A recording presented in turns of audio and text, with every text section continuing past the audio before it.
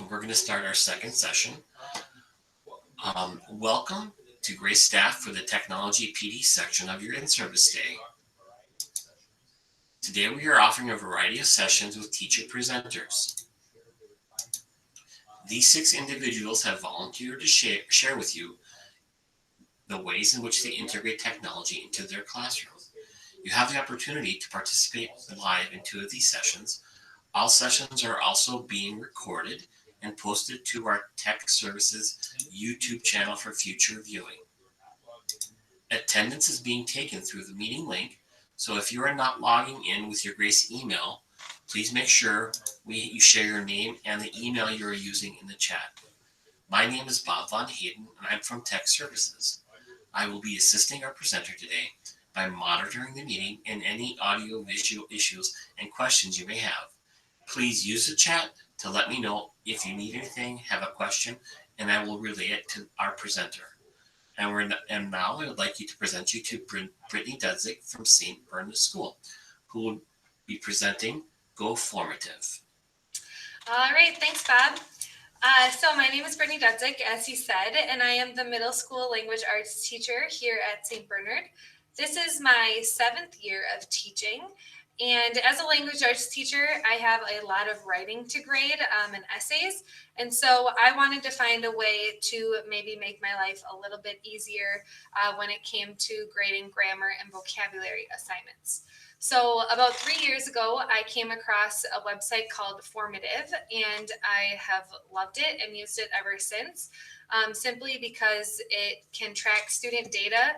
It allows me to differentiate for my students, and most importantly, it saves me a ton of time grading because it auto grades.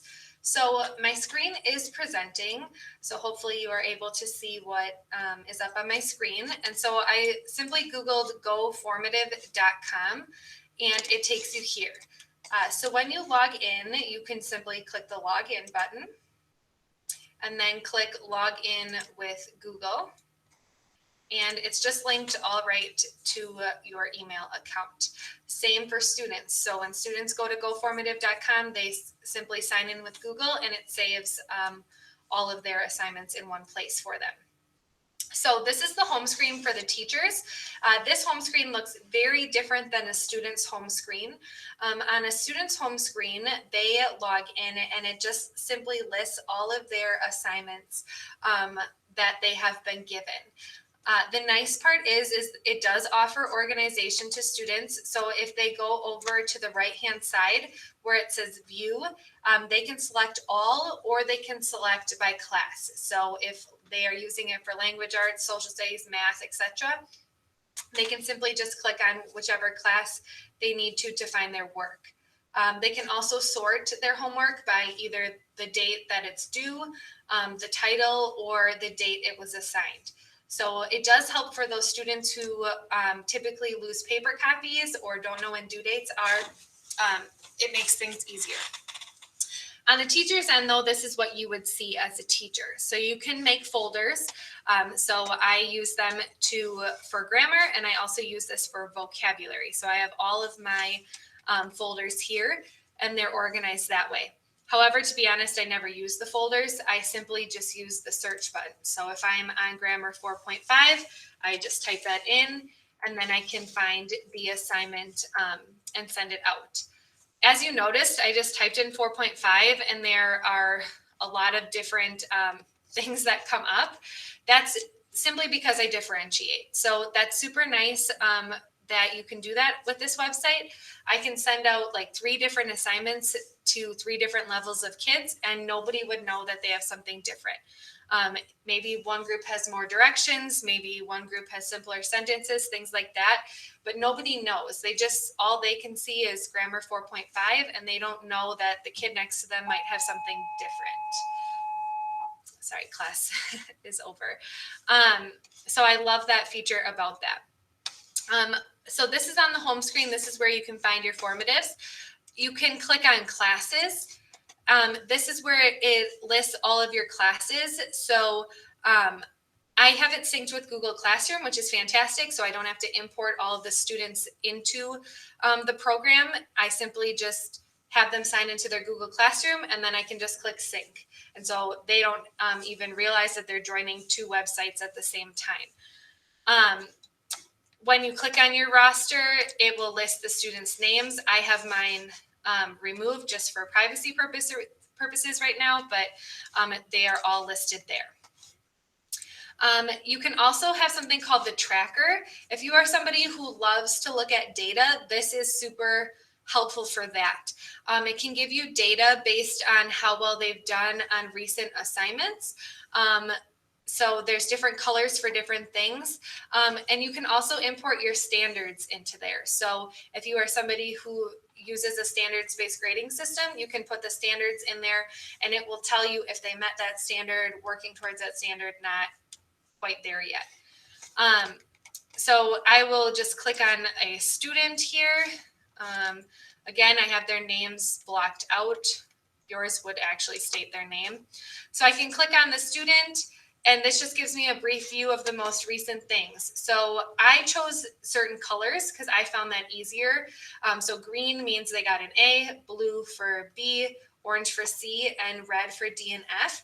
And that just helps the kids because sometimes they don't really realize like what percentages necessarily mean. And so this kid got A's on these assignments. They got blues here. They have no reds, which is fantastic, but they do have 2 oranges. So that just tells me that they're kind of just doing okay with that topic. This particular one here that says the best quiz ever, that's made up for today, and I'll show you that one later. But what's nice is my kids in middle school, they know that if they get a red, they need to come see me, get extra help, and then they need to take the time to do a redo assignment. And I do have redo assignments listed in here with a code that they can just join the redo. So I find the colors are really helpful, but you don't have to set colors with it. So that's the tracker feature. And then there is a library as well. So if you don't want to make your own formative assignment, but maybe you're just looking for something quick as a filler activity or some homework, they do have a library for you to choose from as well. So I'm going to go back to this home page. And before I show you what an assignment actually looks like, does anybody have any questions? You can always just put them in the chat and I will try to take a peek, or Bob will let me know if you have any questions. Okay, awesome. So I have this Friday in service folder here. And so here's an example of a sample homework assignment. Now, this is the teacher perspective, and I can show you what the students will see in just a second. Now, Go Formative or Formative has free features and it has premium features. For the first 2 years, I simply just used the free options, and it worked for every assignment that I had. I didn't have any problems, and I didn't need the premium features.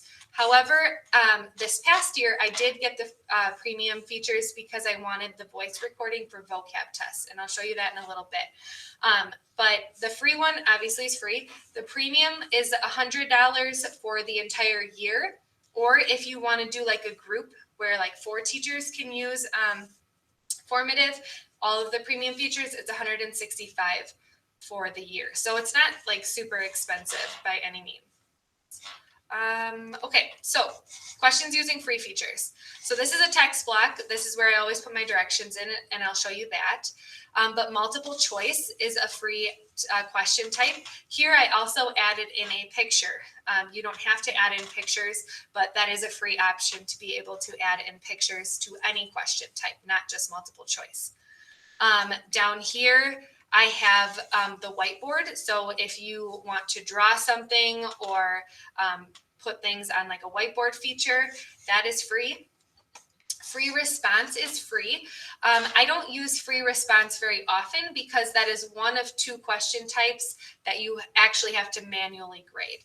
Okay, free responses means that the kid could write an entire essay in that box, or they can put whatever they want. So that requires the teacher to go ahead and read that. The other one that doesn't auto grade is audio response. So same thing, if a kid's recording themselves saying something, the teacher obviously needs to listen to that and then give them a grade accordingly. But every other question on here automatically grades, just not those 2. So anyways, free response is free. Short answer is a free question type. This one I use pretty much all the time. And then you can import a video, just like you could import a picture that's free. I chose to do that. You don't have to import any videos. So here is what they would do for a short answer. So they had to list the 7 conjunctions in order. Partial match is super helpful, and I'll talk about that when I show you how to actually create one. Multiple selection is a free question type. So if you're not doing multiple choice, selection is multiple, well, selections, like it's called. Show your work. So the kids can click on this. They can use a whiteboard. So for math, if they need to show how they got the problem. True or false is a free question type. And then here is short answer again, which I already showed you, but I imported a Google Slides presentation and I actually have it on auto play so that they can view it. I didn't have to have it selected that way. I could have just turned that off. You can also import like PDFs, things like that. So they can click on that and it will open up a PDF. So if you get something off of Teachers Pay Teachers, or you're trying to make like a breakout room, that type of a thing, you can have hidden PDFs in there. So those are all the free question types. And then the premium features are the ones that would be included in that $100 for the year, or $165 if you have a group of teachers. So audio response, so kids can record themselves saying whatever you need them to say. Categorize, this is a big one, especially probably in the younger grades. You're able to drag things into the correct categories. And it does give partial credit. So I have this one worth 9 points because there's 9 categories. And I also selected down here, allow partial credit, so that it, you know, if they get 4 out of 5 or something or like that, they'll get partial credit. You can also randomize the order so that these words in the left-hand column are not the same for every student, so they can't cheat. Multiple choice is free, but the thing that's not free on this is the voice recording. So like I said, that's why I have the premium, because I use this for my vocab test every single week. It allows kids to go at their own pace, and you know, they can repeat the word multiple times if they need to before they select the definition. Another one that's free is resequence. Okay, so dragging things in order, that's really helpful if you're doing chronological order things. Graphing, okay, the graphing thing is not free. So if you want them to be able to plot points and graph in here, that is a paid for feature. And then the last one is numeric, but it's kind of a waste, this one, because if I had 5x plus the square root of 16 like typed on a document somewhere else, you can just copy and paste it in there and it will copy the symbols. So yes, it's a premium feature, but you could kind of work around on that one too if you didn't want the paid for one. Oh, and then the last one is matching. Okay. And when you do the matching and things like that, it will automatically randomize the orders for you. This is just the answer key. So those are all of the different question types. It says, and are there digital tools to use to grade assignments and give feedback for writing? I don't know of anything like that, but that would be awesome if it did that for grading. I think Grammarly has something kind of like that. Also, No Red Ink is another thing that I use. I have not quite used it yet just for digitally grading, but I do know that is something that they keep showing in their ads. So if you check out the website No Red Ink, they might have something to help you out, Sarah. So that is for this. So now I'm going to show you how you create a form. So you go back here and you click on New Formative.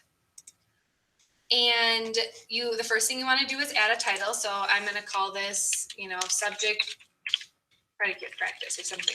Not a very good title. And then if I wanted to change my color, I can click these 3 dots, pick a pretty color. I don't even like the color red in here. I just chose that. But then there's this blue symbol here. So you click that and you have different choices. So you can either add content. So that's where you can add in like voice recordings, videos, text blocks, things like that. Or you can actually add a question that you want to be graded. So I always like to start with directions because directions are very important. So I'm going to click on the text block and I'm going to type directions. I'm actually going to bold this. So I'm going to highlight it and bold it. And then I'm also going to make it a heading because I really want the kids to see, hey, if there are some directions here, don't jump right over that. Maybe that's just a middle school problem, but I don't really think it is. And then maybe I want them to find the simple subject. Okay, I teach language arts, so I'm sorry that these are all language artsy type questions. So that's all my directions. That's all I'm going to give them. You might want to be a little bit more specific depending on the age level of your kids. Then I click the plus sign, and here is where I can actually add a question. I could do multiple choice, but I don't want to give them options. I really want to see what they know. So I am going to choose short answer. And I pretty much do short answer for a good chunk of my grammar things. So I'm going to type in the sentence, okay? So the sentence is, can Adam watch the baseball game with me? Here's where you put in your answer. So I'm going to put Adam because that's my simple subject. And here's where you can do a partial match. Okay, so this is really good for your students who struggle with spelling because it will do something similar. So if they flip like the M and the A, okay, it will realize that they were trying to put Adam in there and it will give them the credit for it. I rarely actually click this simply because I just tell my kids to copy and paste the answers, so they shouldn't have spelling errors, but that is a nice feature. You could also do case sensitive. So if you are really focusing on like capitalizing proper nouns, or they have to rewrite the sentence with capital letters, you can put that in there as well. And then show your work is also an option. Sometimes my sentences have multiple steps, so I might also want them to find the simple predicate. So what I do is I add in a text block actually, and not a question. And then I put in the sentence itself. And I usually put like sentence number 1 because there's usually multiple sentences. And then below it are the questions. So here's where I would put the subject because that was the first direction. And then the second was to find the simple predicate. Rather than retyping this, you can just click this little paper icon and it will duplicate the question for you, which is really nice. And now I'm just going to change this to predicate and change the answer key to can watch. And again, I could do partial match and they could get a half point if they have can or a half point if they have watch versus the full point. So my kids do that a lot because sometimes they have to find 2 or 3 things in one sentence. And so it breaks it up for them nicely by adding in a text block. Do you set point values? Okay, so I have just a standard 1 point for each. But if I had a question like, let's say this was matching. Okay, so match the word to the category. So maybe I'll have dog is to animal, and then I might have, rose is a type of flower, and coffee is a type of drink, something like that. You can click on the point value, and I would make this one 3 points because, not 13, 3 points because there's 3 things they can do. And again, I would probably select partial credit for this one in case they get 2 out of 3 or 1 out of 3. Yeah, no problem. So that's what it looks like on the teacher end. From the student's perspective, if they can see it, the directions are right there. Here you can see where I have the 1 sentence and the 2 things they need to do. Here I would have put in a new text block. I didn't think about that because the directions are obviously different. They're not finding a subject here. But it did automatically shuffle the categories here. So that's nice that it does that for you. So that's a great question though about the about that. Anything else on that one? I think that was all I wanted to do. Oh, you can rearrange questions really easily. So let's say I accidentally meant to put this one first. You can click on this little like 6 dots thing, and then you can just select a new location. So if I want it at the beginning, I can click move here, and it makes it super simple in case you make mistakes. The duplicate thing, like I said, I use that all the time. I just click the little duplicate. You can also trash things if you need to. So it's really easy to fix things if you need to. Any questions on making a form. So it's really simple because it kind of walks you through it. You click the plus sign, you click on the category that you want. For multiple choice, you can select to randomize the order. There's this plus sign here. So if I want to add in a picture or something, you can add in audio, which is where I add in, for vocab tests, images, videos, files, things like that. So you can either add it into the question or add it like above or below a question too. Okay, I'm going to quickly move on to assigning and viewing because we only have about 5 more minutes. So assigning, again, it syncs with Google Classroom. So you click assign, click on your class.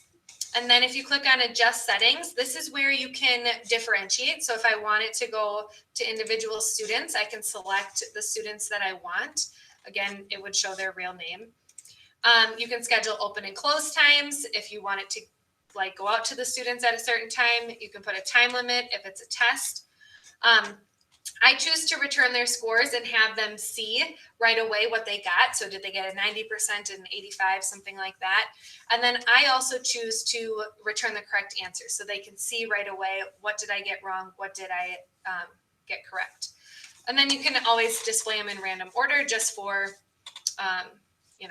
mixing it up, not cheating. Okay. Lastly, I'm just going to show you what it looks like once they've taken it. So I had my kids take this fake test. So this is not real data, but I had them take this yesterday. So you click on view responses, and then you can do it individually by question and see which kids got it right, which kids didn't, and see what their actual responses were. So like this kid put 3,000. Or you can click on totals, and this is where my life is so much easier. So if I assigned this homework in PowerSchool, I just split the screen and I can literally type in 79, 77, 92. And it takes me about 2 minutes to enter grades into PowerSchool because I just go right down the list alphabetically. If you don't use percents in PowerSchool, it does also give you point values as well. But here, this is where you can look for trends. Okay, so I noticed that pretty much everybody knew question 1 except for 2 kids, but question 3, almost everybody got wrong. So I would click on that and I would be like, oh my goodness, most kids don't know what year Wisconsin became a state. Now this is fake. Like I said, I told my kids to get this one wrong on purpose. So don't think my kids don't know that. But that would tell me as a teacher, hey, I need to review this concept with them. Other things is you can change point values. So like this kid, and I did this in the last one, so that's how I just knew it was wrong. He spelled the word conflict wrong, and I didn't have that partial credit selected, but he came up to me and he's like, hey, I really have the right answer. I just spelled it wrong. I can go in and I can give him the point for it because it was just a spelling error, not like a knowledge error. You can also give partial credit if I'm like, oh, sorry, you're losing part of a point for that as well. For the ones that don't auto grade, they're gray. And so I can go in and I'm like, oh yeah, Timmy and Johnny got ice cream. They had a compound subject. I mean, they forgot their period, but it's fine. I'll give them the point. Or if they didn't get it correct, I can give them a 0. So that's what it would look like for those free response or those audio responses. You can go in and then it will adjust their percent accordingly. Any questions? I actually finished 2 minutes ahead of time. I know. All right. Well, thank you for joining us today, and thank you to Brittany for sharing your knowledge. If you have any other further questions, please feel to reach out to her via email we have included in our chat. Thank you very much and have a great weekend. Thanks for coming.